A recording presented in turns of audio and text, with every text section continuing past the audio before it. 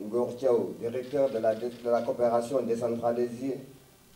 à Mouchi Al El Maliki Abdel Fattah, président de la commune de Laguira,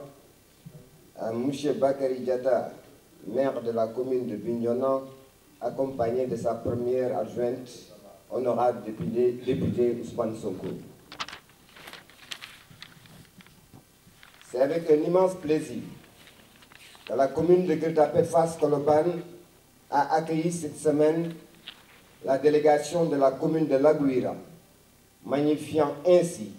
les relations plusieurs fois séculaires entre deux pays frères, le Sénégal et le Maroc. Cette chaleureuse visite arrive au moment où nos dirigeants célèbrent les 60 ans de la Convention cadre de 1964, signée grâce à la vision et à la générosité de Sa Majesté le roi Hassan II, paix à son âme, et de feu Léopold Sédar Senghor, paix à son nom. Parler des relations entre le Royaume du Maroc et la République du Sénégal nous amène aussi à parler un peu du territoire de nos amis qui sont venus nous rendre visite aujourd'hui. Parler de l'autodétermination du Sahara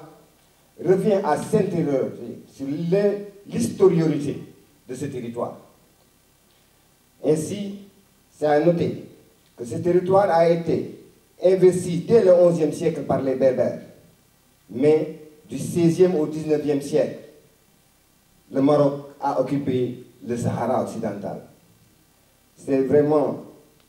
l'Espagne, avec Franco, qui est venu mettre fin à ça, en mettant en place un traité de protectorat. Mais déjà en 1975, à sa disparition, le gouvernement espagnol a voulu s'en débarrasser et a mis en fait une phase de transition tripartite entre le Royaume du Maroc, l'Espagne et la Mauritanie. Toutefois, il est à noter que déjà en 1962, Sa Majesté, le roi Hassan II, dans sa vision et à son nom, prend possession du territoire pacifiquement à travers la grande marche verte qui symbolise l'élan de patriotisme du peuple marocain. Mais notons, malgré toutes les vicissitudes depuis quelques années, Sa Majesté le roi Mohamed VI reste toujours dans le sillage de son illustre père, ne cesse de remporter des victoires et des avancées notoires pour la reconquête de ce territoire qui est historiquement marocain. Cependant, il ne faut pas perdre de vue que ce ne sera pas facile, car les enjeux géostratégiques liés à ce conflit n'ont pour nom que la richesse du sous-sol et l'ouverture sur l'océan Atlantique. Cette vision entretenue est protégée par Sa Majesté Mohamed VI, dont une rue porte le nom de son illustre homonyme, Sa Majesté Mohamed V. Dans tous les domaines de la vie économique et sociale, les Marocains et les Sénégalais sont restés unis pour relever les défis d'une coopération sud-sud dans une Afrique qui sent aujourd'hui plus que jamais le besoin de protéger ses fils face à une mondialisation de plus en plus inhumaine. C'est dans ce contexte que la commune de Gueule Tapée Fass Colobane, dont le nom d'un des quartiers, Fass, est directement inspiré de celui de la ville impériale du Rif, je veux nommer Fès, Fass, Fès. La coopération entre la commune de Laguira et la commune de Gueule Tapée Fass Colobane est distinguée par son ancienneté, son envergure et sa profondeur. Notre ambition est de faire plus et mieux en redynamisant encore cet axe pour qu'on puisse porter ensemble plus loin cette coopération dans l'intérêt exclusif de nos deux communautés. L'impact de cette visite pour nos deux communes respectives doit se lire à travers une amélioration considérable de nos infrastructures de base et du raffermissement des relations commerciales entre les populations de Laguira et celles de communes de Gueule Tapée Fass Colobane. Je vous remercie. Marhaba bikoum. Nos parents, nos collègues de la commune de Laguira, communiqué conjoint d'un avenant de partenariat entre la ville de Laguira et la commune de Gueule Tapée Fass Colobane. Dans un esprit de coopération et de développement mutuel, la ville de Laguira et la commune de Gueule Tapée Fass Colobane annonce la signature d'un avenant sur le partenariat qui liait les deux parties, daté du 9 novembre 2012. Cette initiative est stratégique, visant à promouvoir des initiatives culturelles et sociales, économiques au bénéfice de leurs communautés respectives. Au terme de la visite de la délégation de la commune de l'Aguira, conduite par le président El Maki Abdel Fattah,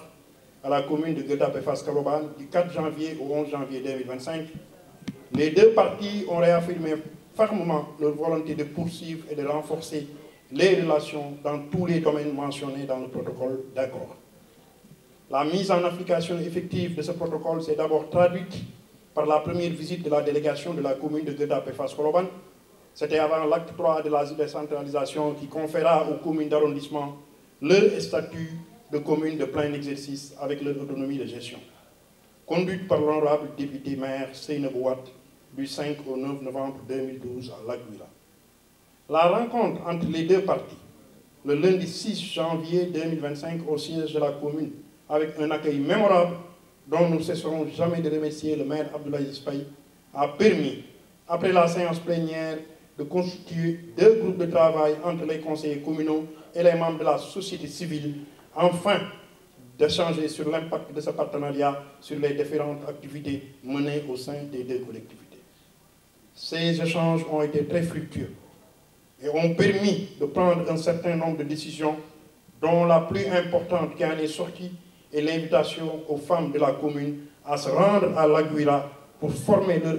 leur homologue marocaine dans les différentes activités exercées au sein de la commune. En retour aussi, les membres de la société civile accompagnant la délégation du conseil communal de l'Aguira se sont engagés à assister les transformateurs de produits locaux sur le conditionnement. Cette importante cérémonie qui nous réunit aujourd'hui est présidée par son Excellence Hassan Nassiri, ambassadeur du Royaume de Maroc à Dakar, du conseiller technique qu'on devait recevoir, mais malheureusement qui n'est pas venu, du ministre de l'Aménagement du territoire et des collectivités locales, en présence d'autres autorités sénégalaises et de toute la population de la commune de Guelta Fass Colobane. Abordant les rapports entre les deux pays, les deux parties ont souligné que le Maroc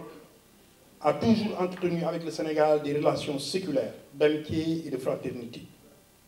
Les deux populations ont en tout temps eu des caractéristiques de civilisation similaires. Elles sont identiques, à savoir placer la collectivité au-dessus de l'individu et offrir un champ propice au développement de l'idéal religieux musulman. Elles sont également appréciées à sa juste valeur le rôle joué par la République du Sénégal dans les relations arabo-africaines, comme elles ont aussi loué la position inébranlable de la République sœur du Sénégal et son soutien sans réserve quant à la question du parachèvement de l'intégrité territoriale marocaine.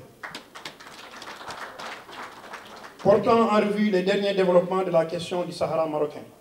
les deux parties ont salué l'initiative d'autonomie avancée par le Royaume du Maroc,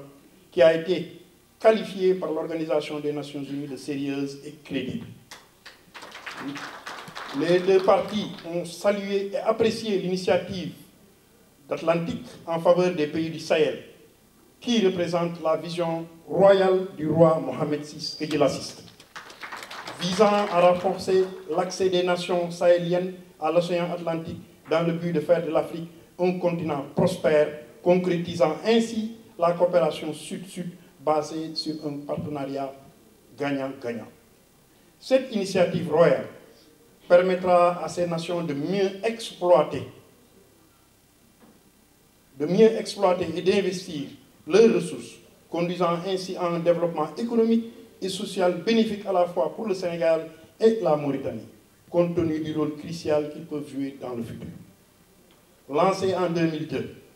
en vertu du processus de Rabat des États africains atlantiques, cette initiative, initiée par Sa Majesté le roi Mohamed VI, que Dieu l'assiste, est une stratégie ambitieuse de coopération visant à promouvoir la paix, la stabilité et la prospérité partagée dans la région africaine de l'Atlantique. L'objectif de l'initiative royale est de permettre l'appropriation par les pays africains de leur processus de développement, rappelant que la façade atlantique africaine comprend 23 pays et 70% de la population et concentre 40% du commerce interafricain. Dans le cadre de la mise en œuvre des orientations royales, plusieurs conseils interministériels ont été tenus pour la définition des premières étapes du plan d'action opérationnel du gouvernement, dans la perspective d'établir une nouvelle politique migratoire nationale, humaniste dans sa philosophie, globale dans son contenu, responsable dans sa démarche et pionnière au niveau régional. Ce geste symbolique des communes de Laguira et Gueltapé Fass Colobane marque la volonté politique de son auguste majesté le roi Mohamed VI et son excellence monsieur le président de la République du Sénégal Bassirou Diomaye Diakhar Faye de renforcer l'esprit de la coopération sud-sud qui anime le partenariat existant entre nos deux pays et l'orienter aussi vers des échanges entre collectivités locales en vue d'une coopération décentralisée dynamique s'exerçant effectivement sur le terrain entre différentes mairies et communes du Maroc et du Sénégal. Les autorités sénégalaises ont vivement félicité chez le maire Abdoulaye Spaye pour l'initiative que la commune de Gueltapé Fass Colobane a entreprise pour consolider la coopération avec la commune de Laguira. Il s'engage de tout mettre en œuvre pour encourager cette dynamique à vue d'un partenariat fructueux dans les domaines conclus dans le protocole d'accord. Enfin, la délégation marocaine s'est félicitée de la chaleur, de l'accueil exceptionnel qui lui a été réservé depuis leur arrivée. Elle a tenu à remercier l'ensemble des autorités sénégalaises et marocaines, en particulier son Excellence Hassan Al-Nasri, l'ambassadeur du Royaume du Maroc à Dakar, et de l'honorable maire, M. Abdoulaye Spaye, maire de la commune de Gueltapé Fass Colobane, et tous les membres du conseil municipal de la commune de Gueltapé Fass Colobane, ainsi que ses habitants. Monsieur le président de la commune de Laguira a tenu à renouveler son invitation aux membres du conseil municipal et de la société civile à effectuer une visite à Laguira dans le cadre d'échanges de compétences avec les acteurs locaux.